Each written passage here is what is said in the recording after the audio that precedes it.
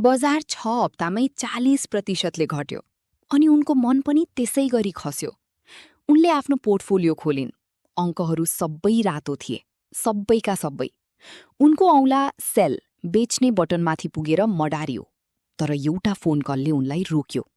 Mister banana एकदमै शान्त र हतार बिना बोले, "तपाईले केमा लगानी गर्नुभएको थियो?" "राम्रा कम्पनीहरूमा।" "के ती कम्पनीहरू अहिले पनि राम्रै छन् त?" एकछिन मौनता छायो। "हो, छन्। त्यसो भए परिवर्तन भएको एउटै कुरा भनेको तिनीहरूको मूल्य मात्र हो, अनि राम्रा कुराहरूको मूल्य सधैँ पुरानै लयमा फर्किन्छ।" उनले एप बन्द गरिन्, शेयर बेचिनन्।